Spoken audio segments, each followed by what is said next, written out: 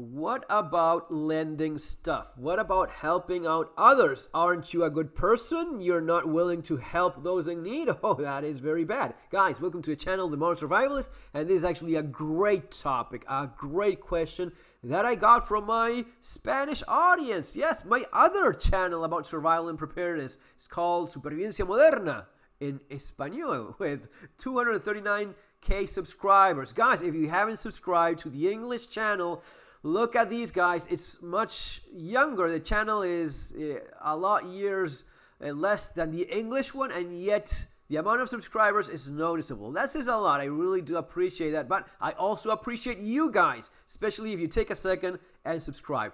By the way, if you like the content and you want to learn more about all this stuff, you have my books. There you have them, Street Survival Skills and Surviving the Economic Collapse. Actually, that's the Spanish version. These are the English version of these books.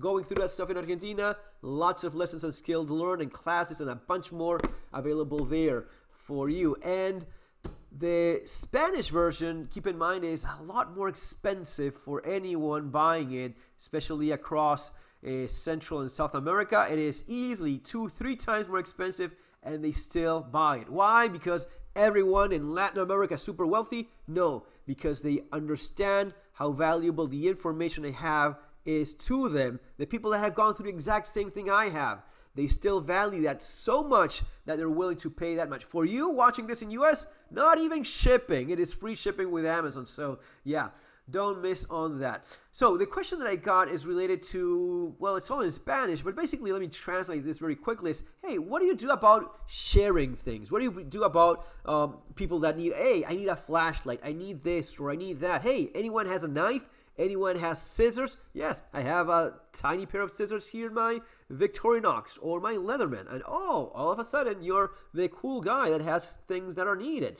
But what happens when they ask for a flashlight or something else? What about sharing water or food? Well, these are all things that have actually happened to me and probably to you too at some moment, at some time. How many times has it been the case that someone needed, hey, anyone has a knife to cut this thing? And you're, yeah, I have one. And everyone looks around and says, who would have a knife on them, right? And you bring out yours, and oh, all of a sudden, you're the freaking hero saving everyone, right? Yeah, that's nice, but it's not so nice when they use your fancy zero-tolerance knife to scrap against a little piece of metal or a brick wall or whatever the hell they're thinking of. So that's not nearly as nice. So how is it that you deal with all of these things? Well, for every time that I've had someone ask for a knife, usually what I offer is, hey, what is it that you need to cut? I'll do it. You know, I'm the good guy. I'm offering help, right? Oh, we just have to cut this rope here. Okay. I cut it myself. I look after my knife. I do the thing that needs to be done, and that's it. Now, if you're like going camping or something like that, probably you want to have more than one knife. So you will have maybe a folder, maybe a bigger knife. Maybe you have a tiny spare. Maybe you have a small Victorinox somewhere. And if you don't want to give away, or not give away, but lend, which is very close sometimes to giving away, because it wouldn't be the first time that you lend someone something and you never see it again. That is the thing to be expected. Every time things change hands, expect that to be the case. But instead of you giving away your zero tolerance, you get, hey, I have use my machete. It's super sharp. You give him the $15 machete or the $20 Glock knife, right? Which I, by the way, use a lot. So instead of giving away something, instead of lending something that is a lot more expensive, you go with something that wouldn't hurt nearly as much. Flashlights, same thing. Now, in general, and with the flashlights, I will usually have one in my keychain, one in the pocket, and if I have a backpack, most likely I will have a dedicated, larger flashlight for that. So I will always have something that I can lend to someone for a while, and I'll try to make sure that I get that flashlight back, especially because mine are quite nice.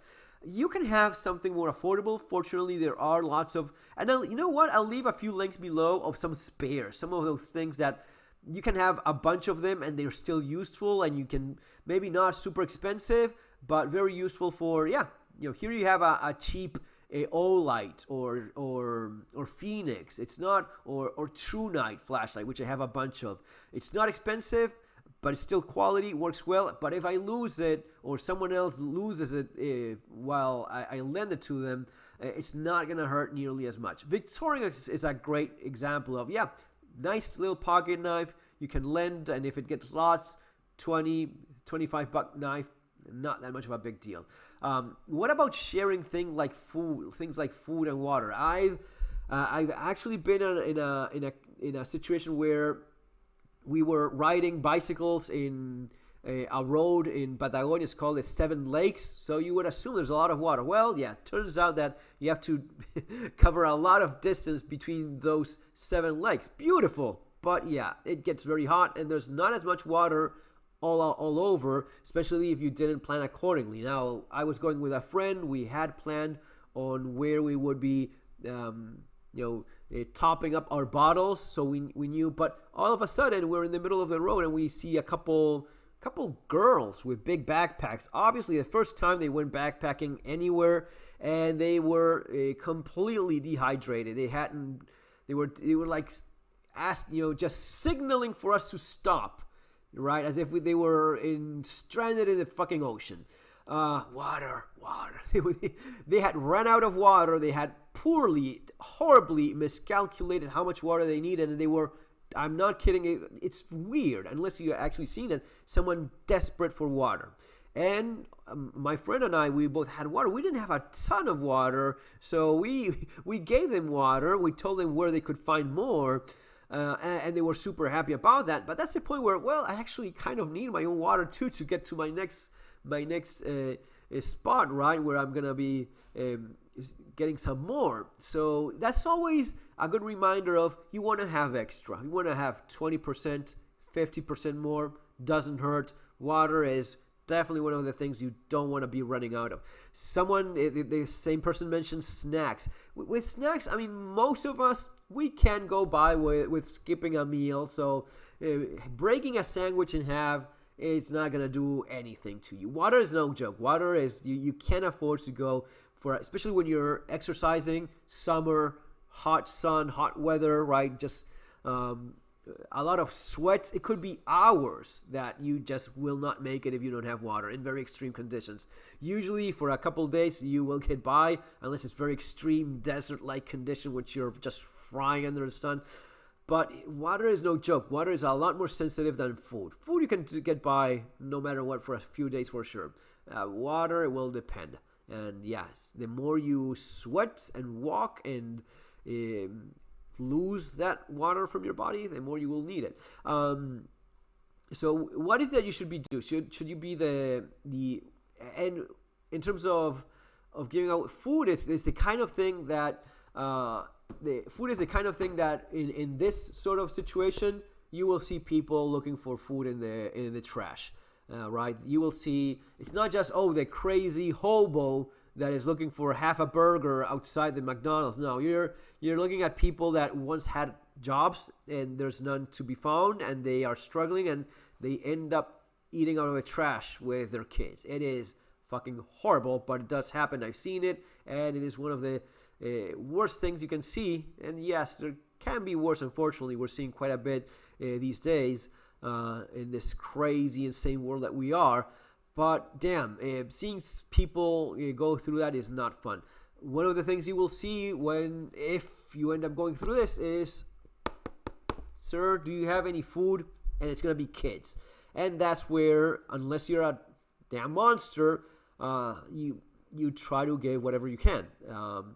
I got to a point in Argentina that I had like a couple of sweet breads, and it's called budines, and you could buy those for a few bucks in the store. So I would have a few of them, and we would eat those ourselves. And if kids came by, instead of giving them money, because sometimes you have kids that are looking for money because of the parents that send them out looking for money, and then they just buy alcohol or cigarette or drugs, whatever. But if you get the kid food, that kid, if he's hungry, he's going to be eating it right away.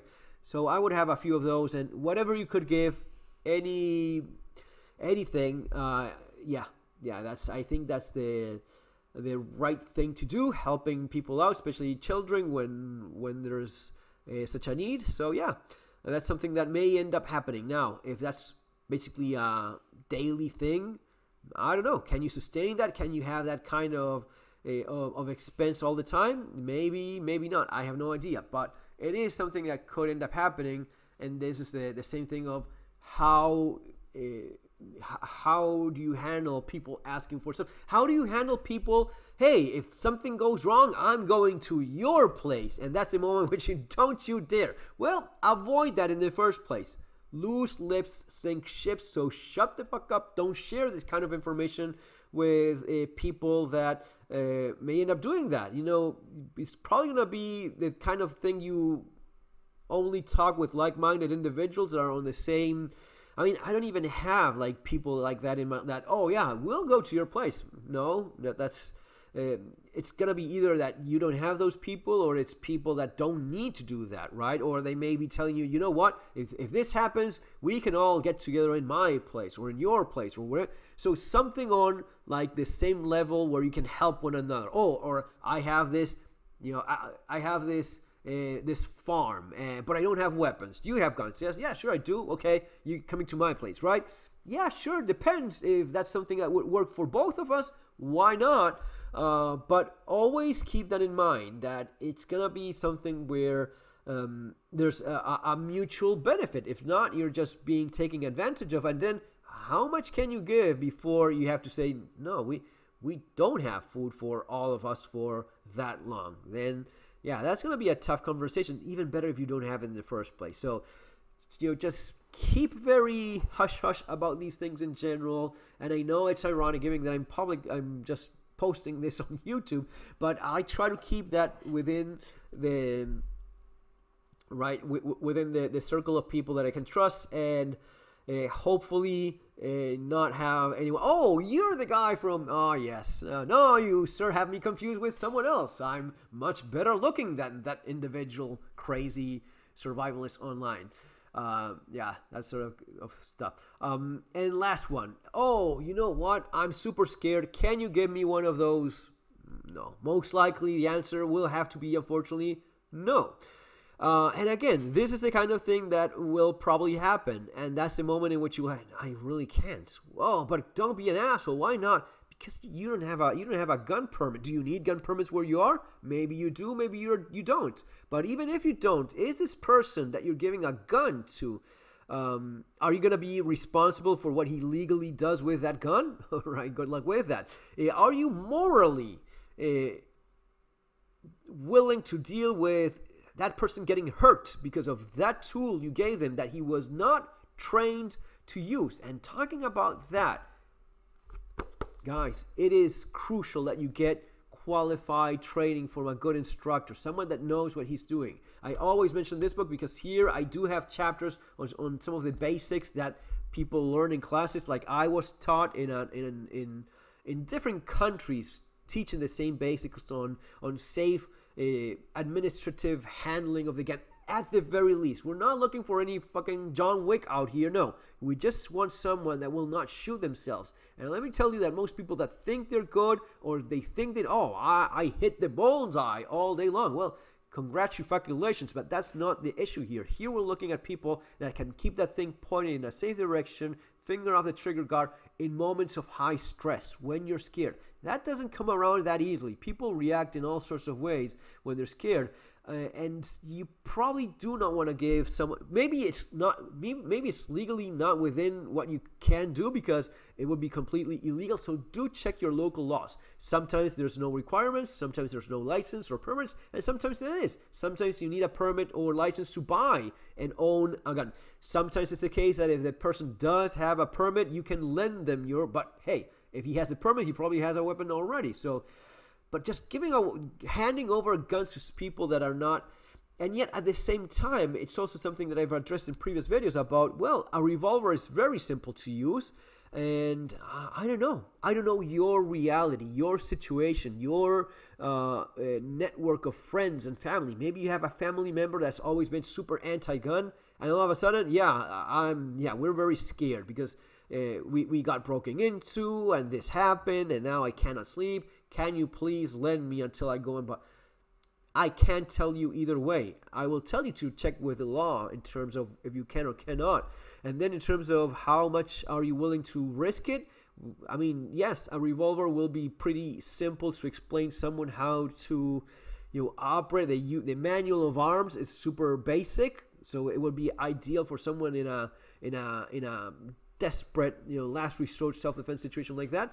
But hey, it is still very, very complicated to give someone a firearm if they haven't got the knowledge and the permits to have that in their possession at that time. Guys, that's going to be all for now. See you on the next video. Take care.